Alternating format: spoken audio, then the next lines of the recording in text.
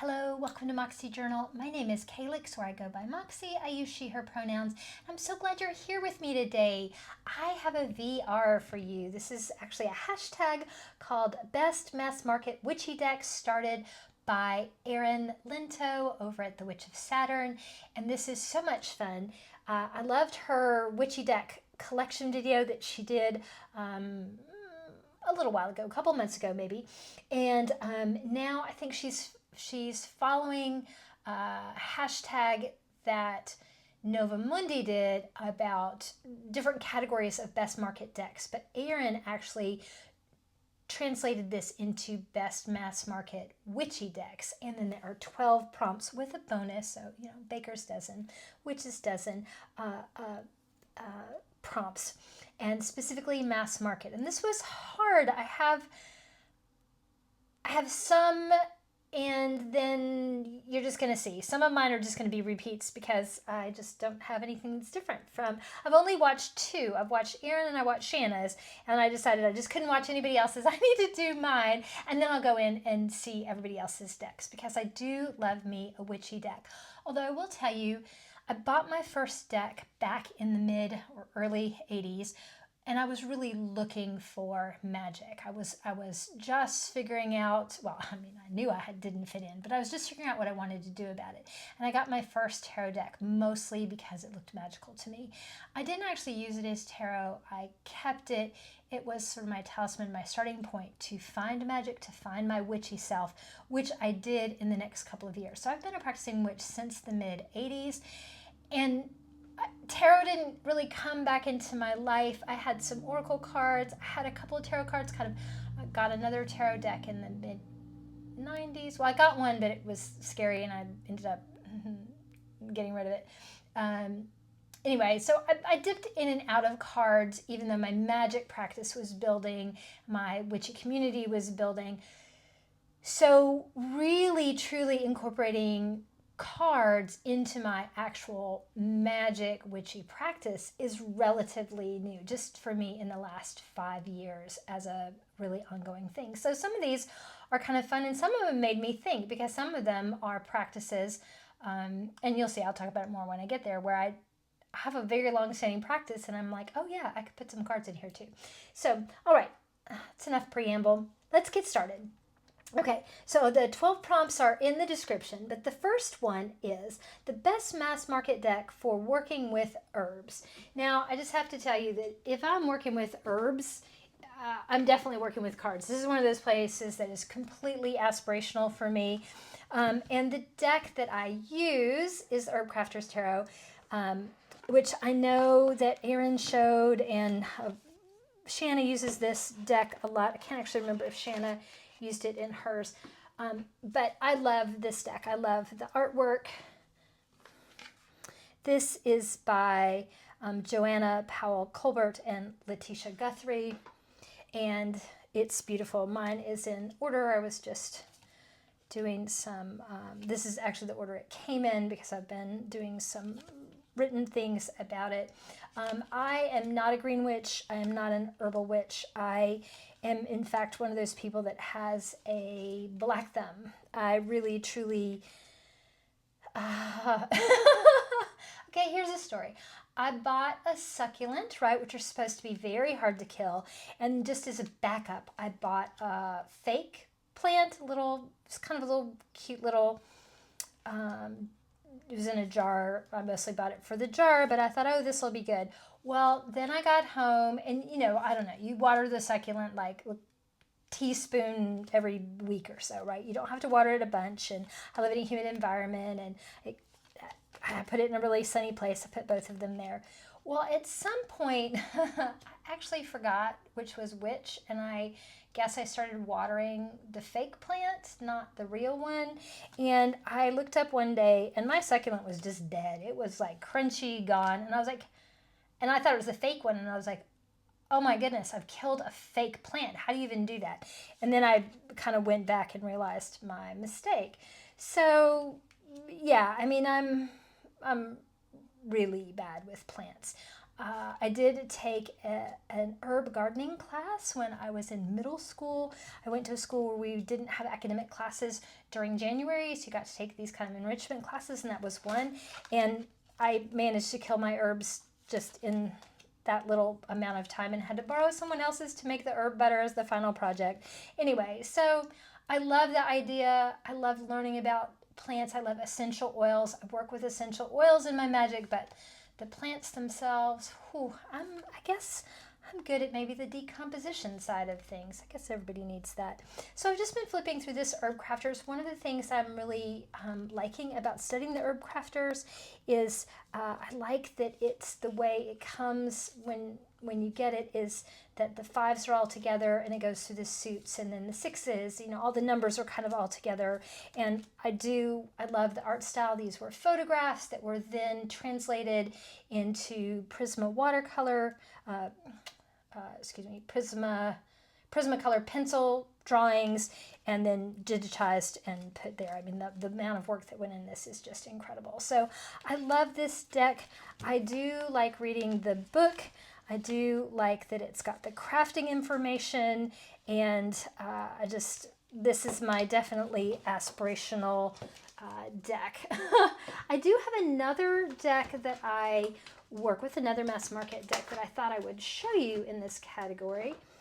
And I don't think either one of them showed this, but this is the Magical Herb Oracle. And I think this one is very fun. The backs are really pretty. To me, it codes more as an oracle that has plants than being sort of a plant theme deck that happens to give you associations. And it's a little hard to see, but it has the sort of key word or oracle word, and then it tells you what the plant is. And then you have to read the book to kind of find out more about why those meetings, but it does give you some associations and some elemental pieces, and it'll have a spell. And so I think these are really great. Some of them are incense. You don't always have to have the exact herb, and some of them are pretty easy to get. Like this one requires basil leaves, and then bilberry, which I don't actually know how to get, so I've never done that one, but I've done a couple of the ones in here, and I've mostly worked with these, so I could show you a few more of these. I think these are really pretty. They're pretty, I don't know, they're detailed enough for me without being too much. So there's kind of like a sigil kind of buried in the background. I don't know. These feel pretty magical to me. The Herb Crafters is more of a tarot, and is a little bit more specifically herb. This one kind of leans a little bit more to the magic for me, which makes this one just a little bit less fraught. So those are my herbal decks. But what I kind of miss out on, what I lack in the herb crafting, you'll see I make up for in the animal decks. The next topic, the next prompt is working with astrology. Can I have a couple of decks to show? And this one, I know Erin showed the Star Codes Astro Oracle. It's interesting because Erin's a professional astrologer. I am such a rank newbie. And so it's interesting that she has a hard time with astrology decks because she knows so much that sometimes they just don't fit her. I bought this one. I know more about astrology today than I did, I don't know when I bought this deck, a few years ago. And I knew nothing. I just thought they were so pretty. These are the backs. And these are the cards. I just think that they are just absolutely gorgeous. And this is a Hay House deck, and it is, I have the full size and I have the pocket size. I'm using the pocket size right now in my deck and walk. I put them on my altar for the deck in. So, I mean, I just think these cards are fantastic. So, they are a mass market. This is from Hay House. What did I do at the bottom? And I've done a little bit of using them as an oracle, but mostly I've just looked at them until this year when I started using them in my deck and walk. So that's been a kind of fun place to have them find an actual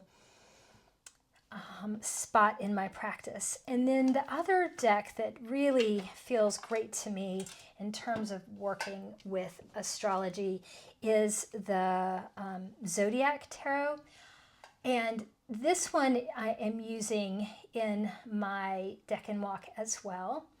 And it has the astrological, the esoteric correspondences, and it is a tarot. And what I love about it is that this deck specifically fits my magical practice. So one of the things that's a little bit different about the way I do my practice, and I'll pull out the court cards here, is that my magic is based, really, my witchiness is really based around elemental magic. And so when I started studying tarot and my kind of merged my practice, I didn't really, I mean, I've read about the Golden Dawn, I've known about them, since I started studying magic, but I'm not a ceremonial magician.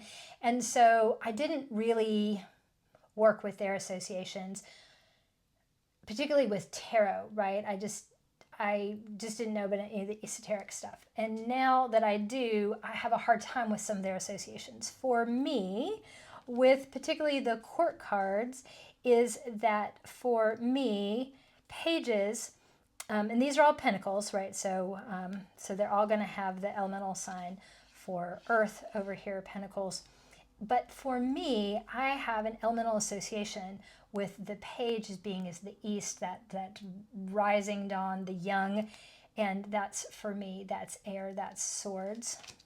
And the Knight of Pentacles, that action, that southern, that flame, that passion is the suit of fire. And the Queen of Pentacles, she's still gonna be pentacles, but all the queens for me are west. They're that communication. They're associated with water, that flow, that emotional sovereignty. And then finishing up the elemental associations with the court cards. Again, these are all still in pentacles, but for me, then the king, the final progression, is the suit of earth, which is also associated with winter and death and starting again. But it's like the end, the balance, the end that is, leads to the beginning. So this Zodiac Tarot has these associations, these elemental associations on the Zodiac cards, on the cards with the Zodiac associations for the rest of the minor arcana. So the minor arcana match, so if you're doing a deck and walk, they match here, but then the court cards match my magic practice, not the Golden Dawns. The Golden Dawns has different associations here. So for me, this is particularly comfortable and witchy, particularly my brand of witchiness, and I am loving using this Zodiac Tarot. Now I have to confess, I didn't actually know that about this deck when I bought it. I just bought it because it was Zodiac and I was doing a deck and walk, and I was absolutely delighted to find out. I just thought it was going to be something I would ignore, and this is actually the first deck that I've found, Zodiac one, that has those associations. So there we go. And then Erin had said a crossover deck, and she had like an herbal astrology deck, and I don't know if this counts as a crossover deck, but I've really gotten this Black Moon Lilith. This is a Cosmic Alchemy Oracle, it says. This is a Hay House deck. It's by Adama Sese, with artwork by Carlos Fama. I'm really interested in Lilith, especially this Black Moon Lilith, and I think these are very interesting. So this is kind of a astrology crossover with moons, I guess, Black Moon Lilith, but it has these astrological associations here. I think this artwork is really interesting. I don't have any other deck like it. I haven't used it. I don't know that much about working with Lilith in astrology yet. I have definitely read, but I don't quite know. And I do think that these are kind of some interesting little bits. Again, I did the artwork here. It says it's by Carlos Fama. It looks a little digital to me. It's a little, I don't know, a little interesting digital collage kind of thing. I do hope it's not AI. I couldn't find anything about it that said it looks just a little bit more sort of like Barbie doll-ish photograph stuff. Anyway, I like it. I think it's kind of interesting. It's, again, it's unlike anything that I have, but it's been interesting to work with these energies just in a tarot, and then as I've been learning a little bit about the decans, I've been kind of pulling out some of these leaders. It does have some alchemy in it, right? So it has like dissolution and separation and conjunction, putrefaction, coagulation, cibation, purifying, cleansing, sublimation, fermentation. These are all processes in alchemy, and it ends with projection. I just think this is an interesting deck. It's a mass market deck, and I just thought I would show it. So there's my little bonus crossover oddness that I've got. All right, the third prompt here is connecting with the Sabbath seasons, and I'm just going to be boring, and I'm going to say that really when I work with cards this way, especially mass market, I use Seasons of the Witch. I love these cards. I think they are amazing. I really like both artists. I like Giada Rose. I like the Beltane Oracle the best of the three that she did, but that's mostly because I'm not very much of a Yule person, so I don't particularly like that deck. I have it. I use it a little bit. And then Imulk is really, I think, my favorite one, but we're in Beltane, well, about to be, just a couple of days. Oh, please excuse the sirens in the background if you can hear them. I live very close to hospital. And one of the reasons I love the Beltane is because the theme is bees. I'm a wannabe beekeeper. I have my own bee veil, and I've helped. Oh, except you know what? I hate this card. I don't like weird eye things, and especially this honey dripping and the bee coming out of her mouth. This one kind of creeps me out. I like the idea of honey, but that one is a little hard.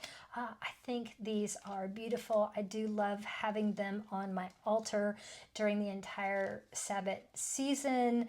I really like the Lammas one too. I think they are powerful.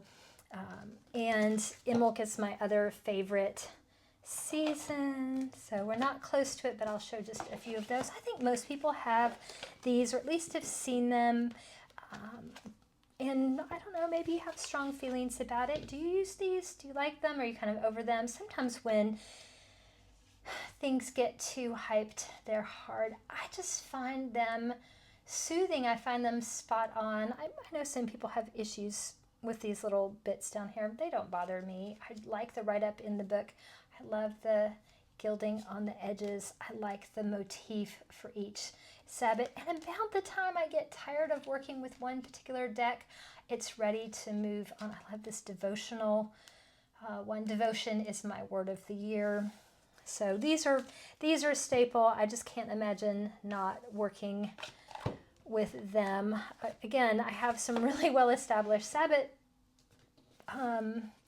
rituals and associations and things I do with my altar, and only in the past couple of years have they involved cards. So these are the cards that were there, and I will keep watching videos in case anybody has some others.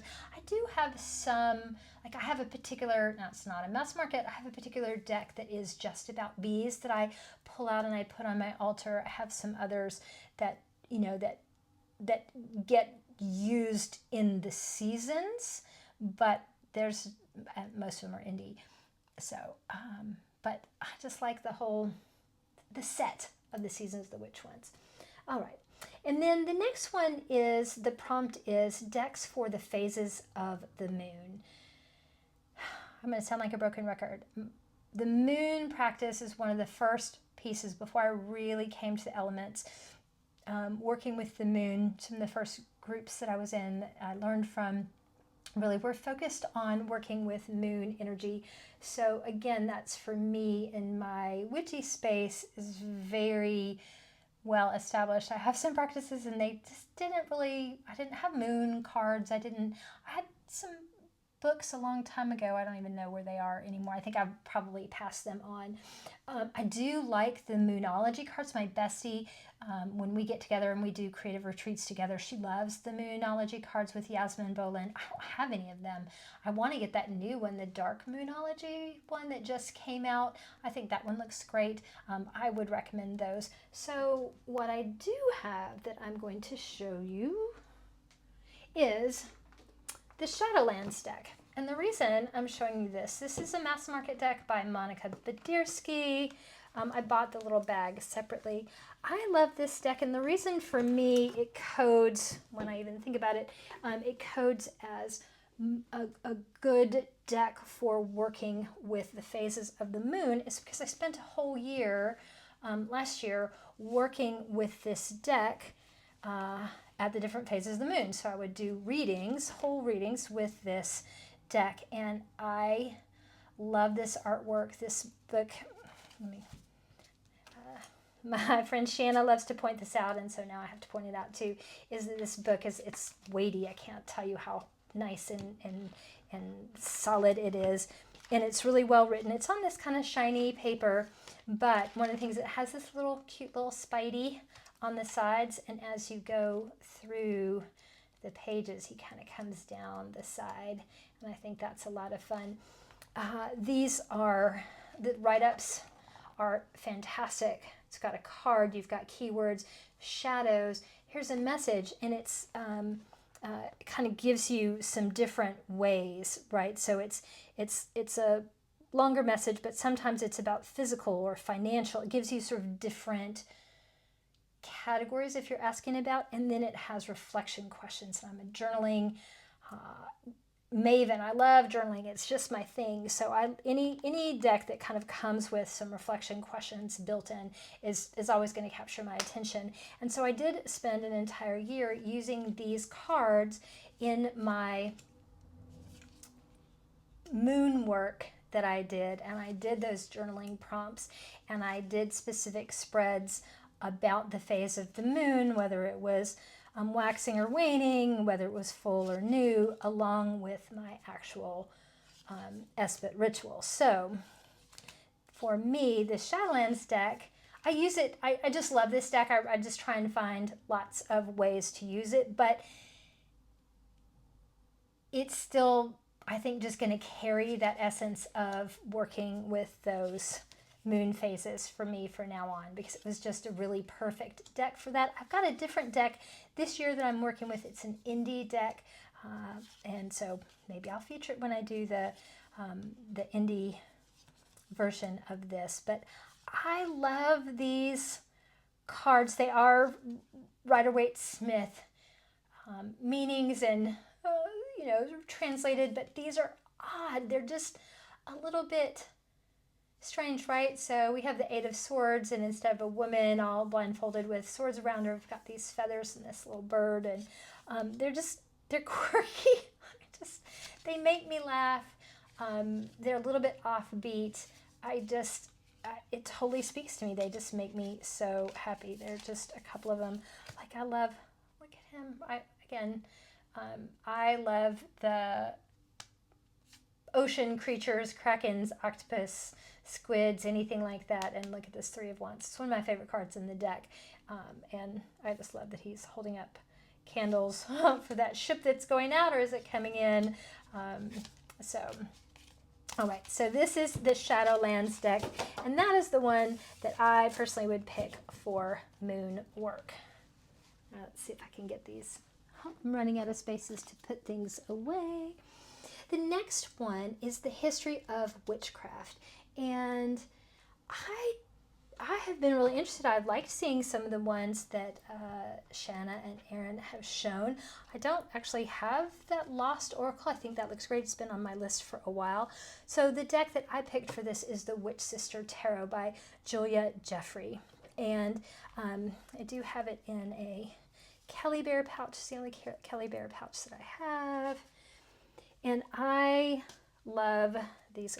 These are my specific colors for my journaling with this deck. And this is goddess figurine that I have when I work with this deck. This is from Molly Reamer over at Bridget's Grove. They make these goddess figurines, and I just love them. I have quite a few that fit in different places on my altar. And so this this book is very witchy, and excuse me, this deck, I'm holding the book here. I love her art style. It's a little edgy. It's a little bit, it's that shiny, heavy magazine kind of paper. And this deck is magical. It's specifically about sort of Scottish mythology and stories, and that just happens to be my family lineage is Scottish. I mean, American, but a couple generations back, a bunch of Scots and Irish. We have red hair everywhere. I'm the first generation in 7 that red hair skipped, that kind of thing. So for me, this history of witchcraft, and I do love that in the book, she tells the story. She tells the story of the particular image and what the witchy association is, what the person is. Sometimes they're characters from folklore, sometimes they're characters from history, sometimes they are gods and goddesses. So it's just all of that specific history, and particularly, my sort of personal family history. I love the colorway in this. I do always kind of have to comment, the backs don't quite work for me with all these other colors here, and then you get this weird kind of peachy pink, kind of looks like my flesh to me background, but I love these cards. I love working with them. I have had some tremendously powerful readings with them, and they're one of the few decks I have that's really easy to fan, and so I really appreciate that about this deck. So that is my pick for the history of witchcraft. Again, that is Julia Jeffrey, Witch Sister Tarot. More room on the floor. The next prompt, so we are to number 6. 6 is working with goddesses. And this is a new deck to me. Oops, left the little goddess out. Speaking of goddesses, I left her out. I picked the Dark Goddess Tarot by Ellen Lorenzi Prince. This is a new deck to me. I've only had it, I don't know, a couple months. I like these big boxes. I think I've said this. If I didn't say it in this video, I've said it in a very recent video. I tend to take this insert out, but I haven't done it. This part, this is kind of crap. But I like having one that'll hold the book and the deck. I would like it better if there was a box, a tuck box, or a little 2-part box for the cards themselves. I'll maybe get a bag, but I stick it in here, and then I like to keep trinkets or charms or crystals here. But this deck has a great book, and they are goddesses from all over the world, and you get the story and the meaning and a little bit about the sort of elemental association, and it truly is from all over the world. The northern hemisphere, the southern hemisphere, eastern, western. It's really nice. So they are pretty specifically dark goddesses, but that totally works for me. I do have seen some people who have a hard time connecting with Ellen Lorenzi Prince's art and cards. I get that it may take some investment to really be able to use this tarot deck as a tarot, because it's not the Rider-Waite-Smith imagery, right? It does follow. There's somebody with a kind of crazy, sounds like they're drag racing up and down my street. I hope it goes away soon. Anyway, so I can understand that would, I love this Hell, and I think 2 of Earth is perfect. Hell is a goddess I'm very interested in. She's a Norse goddess. And so for me, I really like working with this book, this deck with the book. I don't mind having a deck. Look at that great Lilith card. I don't mind having to draw and look up. I wouldn't necessarily just do a big spread with, 12 cards that I would have to look up every single card and just not be able to have a quick start on the interpretation. I would use this more as a 2 or 3 card spread, or maybe one sort of clarifying, like to do a spread and then pull one card from here and then look it up and solidify with it. Also, decks like this, I just like to read, right? So like instead of doing spreads, I just like to read the book and look at the cards and just use it as a study deck. I think that is, for me, that really works. I know some people that's not interesting to them, but I love it. So this is a great, and it's it's 78 cards, so it's a different goddess on each card. So for me, that's a good size. I do have some oracle decks that are goddess oriented. I have a Morrigan one, they're specifically goddess. I have a Bridget one, but this one I like because it is a wide across the earth goddess deck. All right. The next one, prompt 7, myth, lore, legend, and fairy tale. Well, for this one, I'm going back old school. This is one of the first decks I really worked with in the 90s. It's the Mythic Tarot Workbook. I actually got the book. My mother had the deck. And then later, I mentioned before, my mom's a psychotherapist, and she had gotten this. She was doing some Jungian psychology, and she had heard about this deck. And it is the tarot through the Greek myths. So, right, there's Chiron as the Hierophant. And so anyway, my mom gave me these cards when she was no longer really sort of working with them, since she knew that I liked the workbook. This is a separate book. It wasn't part of the set. But this is it's got a picture for you to color, and it's got a write-up, and it has places for you to take notes. And I did a lot of studying with this book. Let's see if I can get one that doesn't have anything written in it. It has spreads in the back, so you can record it. Right, here's a horoscope spread, so it pulls in a little astrology. Do I have any? Okay, look. So you can see it's got the write-up. It tells you the mythological reference. This one's about Daedalus and his nephew Talos, and then it talks about it. And then you can write down personal notes and do your own work with them. And these are, this is so nostalgic for me. I loved these cards. I didn't do spreads, but I definitely studied them. I knew the myths, so for me, I started with the myths and then learned tarot through them. And that was really helpful for me. Oh, I love this Pallas Athena card. Look at that. As Justice is so perfect. The cardstock is so flimsy. And maybe these drawings, I don't know, for me they fit such the time of when I got it. But look at the Mercury there. This is Prometheus, the hanged one.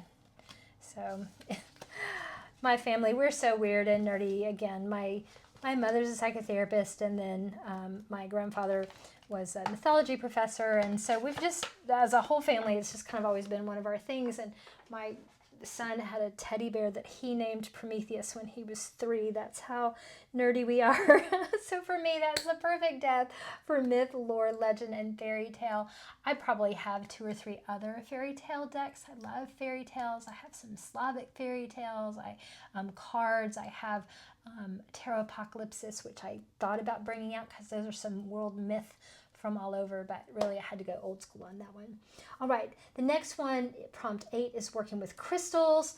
And I I just did a video the other day about 4 purple decks I've been working with this month, the month of April here, and I got the Crystal Keys Tarot, but I'm not going to show it because I left it at my friend's house the other day. We were doing some tarot together, and the only other the only other crystal deck I have is this Crystal Grid Oracle. So I love the Crystal Keys Oracle by Dina Rosenberg and Amalia Drews. I've been using it every day for a month, almost a month now. I highly recommend it. You've probably seen it, but you may not have seen this one. I got this one. This is a rock pool deck. I got it for like half price. Oh no, even less than that. I think I got it for like $11.99 or something, and it sells in the US. The original price was like $27. I got it at a half price bookstore, and it was wrapped in like the, what do they call that? The shrink wrap. Like it was totally sealed when I got it. So this one is, let's see if I can pull it in. It has this kind of picture layout, and it has emotions, and then black moonstone would be the crystal, and then spirit guides and celestite, and then again with the keyword and the name of the crystal. I do think these pictures are pretty. It was kind of drawn to the picture on the box when I bought it, and I've been looking for a crystal deck for a while, and I got this one. I probably got this one in November and didn't maybe look at it until after Christmas, and then looked at it a little bit, but I was pretty busy with things. So I've only worked with it a little bit. I've walked through it some, and then I got the Crystal Keys, and I just love it. The Crystal Keys for me is more invitational. There's a little more story going on. I get a little bit more from reading, but this one's an oracle and that one's a tarot, so it's kind of fun to have a crystal for each one. And I think the write-ups in here are they seem to be good. Again, I don't know very much about crystals. I'm interested in learning more.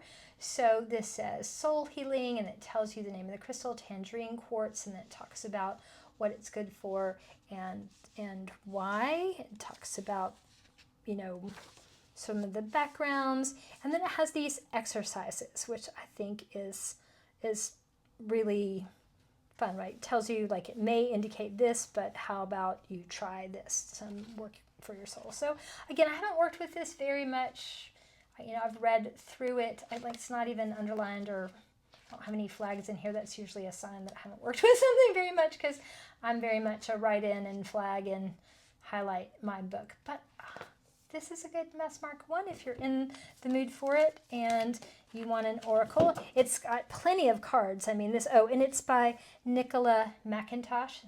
It's deluxe. The cardstock feels nice. It's gilded. I mean, they're sort of oracle size, right? They're not. It's a pretty thick deck. So how many? 72 cards, right? So it's almost tarot card in number, and I think it's a really nice.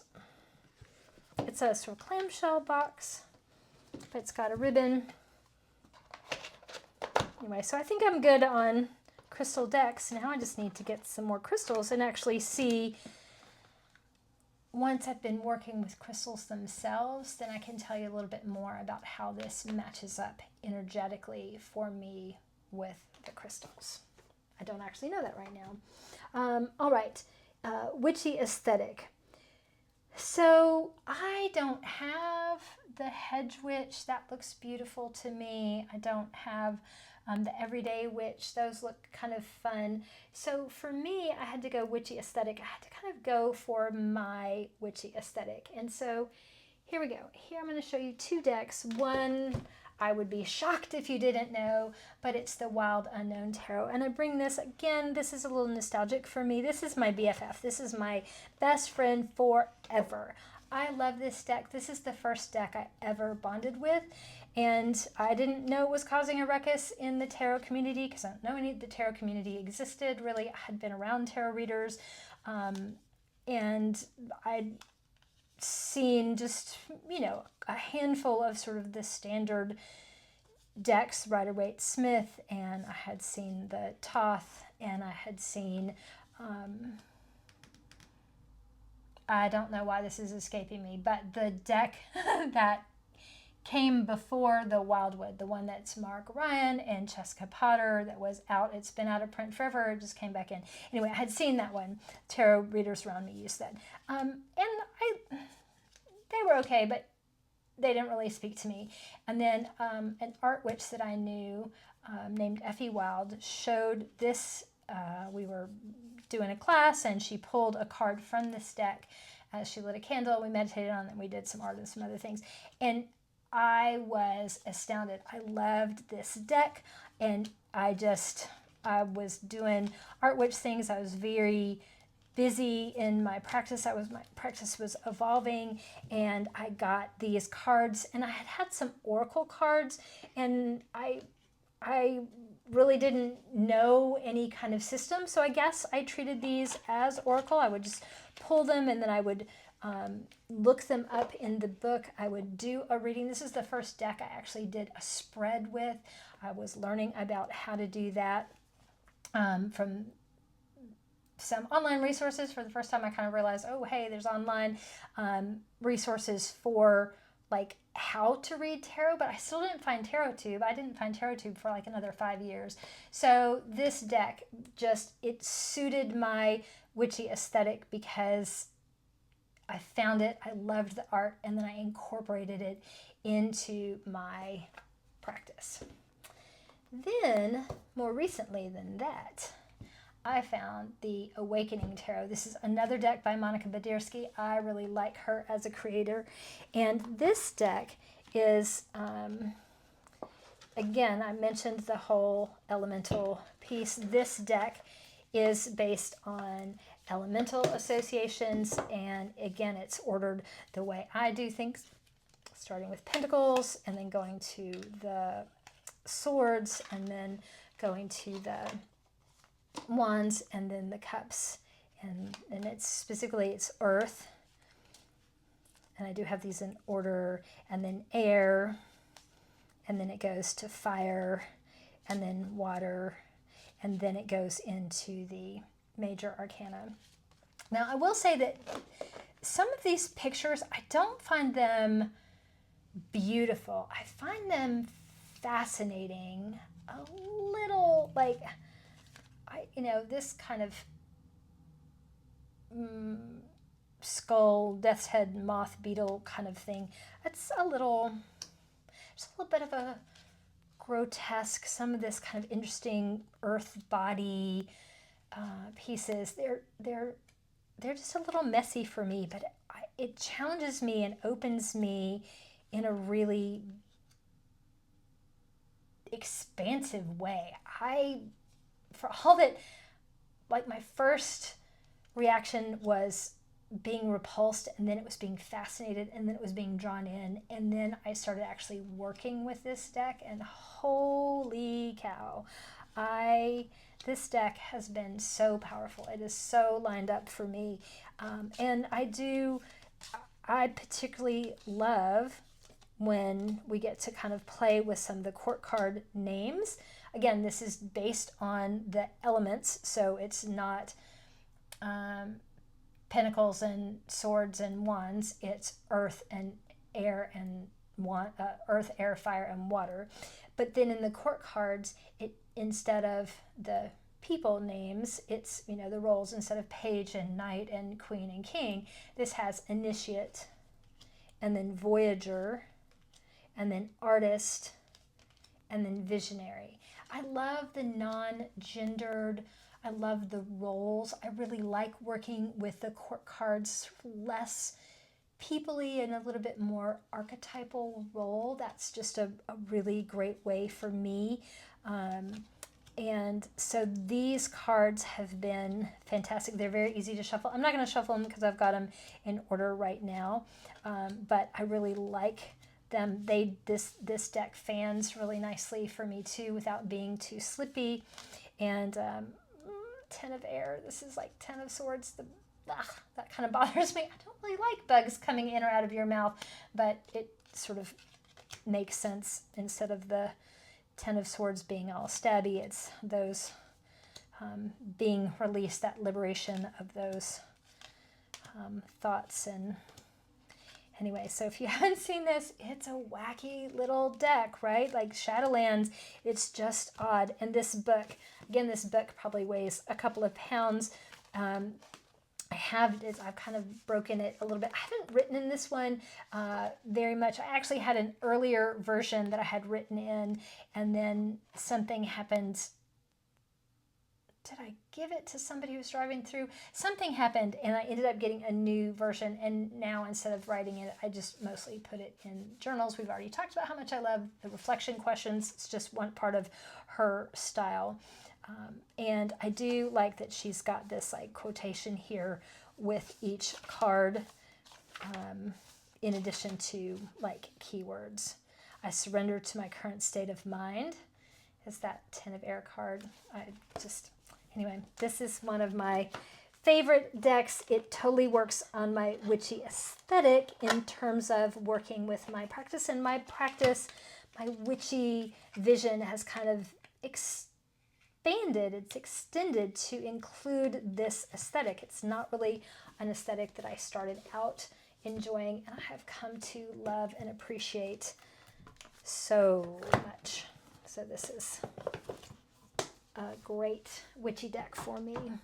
All right, just a couple more. We have working with animals. Now, I love animal decks. I work with animal decks. I do them a lot. So I won't do a whole lot. This video is getting long, but I won't show you all of the ones, but I will tell you I like to work with the Wild Unknown Animal Spirit. This is Mass Market. This is Kim Cran. So if you don't like the Wild Unknown Tarot, you're not going to like this. But I like, because again, she's got elemental associations with her cards here. I love her art style. I love the write-up on these. Look at this sweet bee. These totally work for me when I am doing magic. This is a great oracle. I recently went to Egypt, and I have really enjoyed working with Egyptian sacred animals. These are not animals that I will necessarily see in and around my neck of the woods, although the ram, I live in North Carolina. We're all about the Tar Heels. They have the ram is kind of one of those, but a Bennu heron and a sacred ibis. I don't necessarily have these. Hopefully I won't see a lion just in my neighborhood, but I have dogs, and there are cows around, and definitely the bees. So these have been really wonderful cards to work with. They are part of my animal practice. Not necessarily my animal gnosis practice that I do with Tegan over at Animals and Arcana. That's a monthly practice on our Patreon. It's a very affordable tier on her practice, and we work with one particular animal a month, and I kind of go through my decks. One deck that I use for animals in my area is the Illustrated Bestiary by Maya Toll. Maya Toll is actually a North Carolina artist and creator, and she has wonderful, if you get on her email list, she sends out wonderful emails, and this one was illustrated by Kate O'Hara, and I love these. These are very much the kind of deck that when I'm working with animal gnosis, or and say we have the white-tailed deer for the month, this is a card I would put out on my altar. Or if I see a white-tailed deer, cow and bull, I would put these out. Spring peepers, we have a lot of those right now. A sea turtle. I actually have a barn owl that lives in my neighborhood. We hear it pretty often. I definitely do not let my little dogs out. Pileated woodpecker. I don't know, you may have heard one of my videos where I had one of these woodpeckers that was knocking on the wall right behind me, and the whole time I was filming it was driving me crazy. A black bear. We have black bears here in North Carolina. This zigzag spider. Well, I have one of these. I love them. I think the webs that they make are amazing.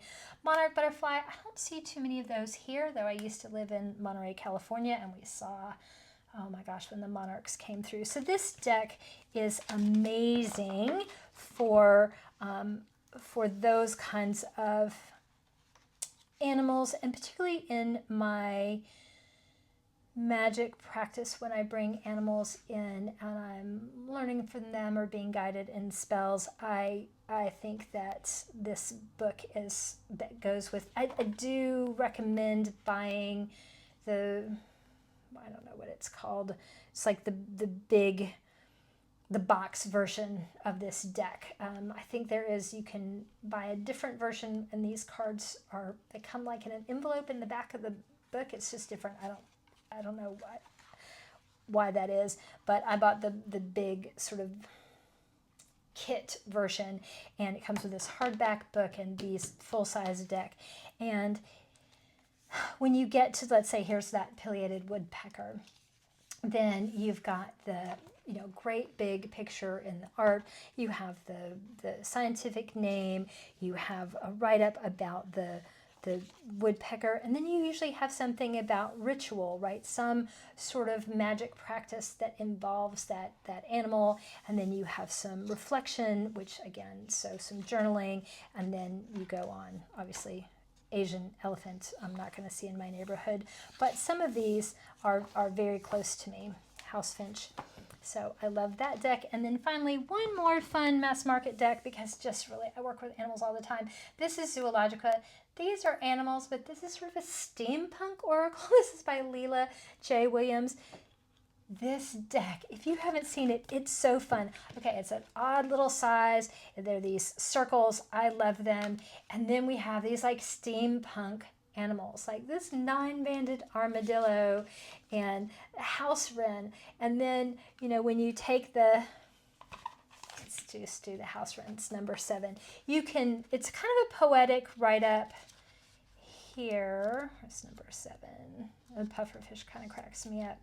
And it's a very, there's a bit usually from literature or a song. There's a write-up that's just a little bit offbeat and sort of, I don't know, detailed words. But then at the end, if you want just a quick little basic, but it says 1-minute messages, right? Then for me, this is actually just a little bit easier, like the house wren, activity, multitasking and busyness, satisfaction in completing minor tasks and kicking small goals, routine, planning and to-do list create momentum, focus and much needed relaxation time, scheduling and protecting periods of rest. So this is a little bit more straightforward. The write-ups back here that are a little bit more literary and poetic, they tend to be a little odd. I sometimes have to it's a card story, they call them, and sometimes they just take me a little bit longer to decipher. I have had this scarab beetle on my altar for quite a bit of time, again, because I just went to Egypt and the scarab beetle was a big part of that. So those are my animal decks. 4 of them. I work with animal energy all the time in my magic and my witchiness, and all the stuff I can't do with plants, I do with animals. So there you go. The last 2 prompts here, we have the descent, and this is, I think it's like the descent into the underworld, that sort of mytho-witchy Inanna going down. For me, I took it a little bit differently. I chose this Into the Lonely Woods, Lucy Cavendish and Dan May. I think you could also think of it as shadow work, the descent into the underworld of your psyche. But this deck it's so beautiful. It's a little melancholy, and this book, right? So I only ever work with one of these cards at a time. It just has, little tiny picture, and then, just a paragraph. This is a very quiet deck in my practice. Sometimes when I'm struggling with spoons, feeling alone, or just needing a reset, I pull this deck out, and it's this sweet little monster, sometimes with this little human figure, sometimes without, sometimes with a little animal ally. And these are just some nice messages. And yet the path grows lighter. So if it's been dark, just kind of sit with this. I love this deck. For me, this is the companion I need on the descent. Sometimes I have ended up in a pit and can't really get myself out. Sometimes I've chosen to. Sometimes I've chosen to do some work, to go face some of that stuff. And these cards on my altar help me stay connected, help me have some sweetness, help me just with all of that. So this is a deck I highly recommend, and I love that it is a mass market deck. That's Into the Lonely Woods, with the artwork is by Dan May, and the write-up is Lucy Cavendish. Lucy Cavendish, a little odd. This is the deck that I like. I had another deck by her, and I just couldn't. But this one works for me. All right, so then we're on the last one, and this one is working with runes or other divination systems. I do work with runes. I have a beautiful deck that I work with all the time. It's perfect. It's an indie deck. The only other rune cards I have, maybe Shanna and Erin both showed this. This is the Animal Guide rune cards by Dawid Lipka and Bartosz Mazik. And my little crystal in here. This is an animal deck, and it has the rune here. I work with this some. Honestly, I sort of echo the sentiment of I don't necessarily always know, even with the write-up in the book, about why this particular animal with this rune, but I do like the information on the runes in the book. But I really prefer, and I do actually just have runes, right? So I was trying to think of cards that I do. I have woman runes too, but that's not an independent deck. So this one was one where I got a little bit stuck. But these are, this book is really great, in addition to just the information about the rune. There's lore about it, and then there's a message, and it has person, place, time, relationship. So you can read that rune again in sort of like in Monica Widerski's Shadowlands, right? You can interpret it based on what lens, what area of your life, career, health, magical use, and then other correspondences that you might have. So I think it's a really maybe a good deck, a good study deck. I don't particularly like the cardstock, but again, I'm not so picky on cardstock with oracle cards. And again, this is oracle cards. There aren't that many of them because there aren't that many runes. So if I were going to have a mass market deck with another divination system, it would be runes, and it would be these Animal Guide rune cards, even though it's been shown by other people. So that, I better wrap up here. Those are the 13 prompts and on mass market witchy decks, and it's very fun to think about my practice through this. And so thank you so much for walking along, looking at cards with me. If you like this video, please like, subscribe, hype, do all the things. I am trying to grow my channel. I love connecting to more people, and I love connecting with you. So leave me a comment if you have any of these. Do you have a Sabbath deck that you use that's not Seasons of the Witch? Or if you do use Seasons of the Witch, do you have one season that you like more than others? Are there any, particularly on the working with runes or other divination systems, do you have a deck that you do that with? I'd love to hear about it. All right, have a great rest of the day, and I'll see you in the next one.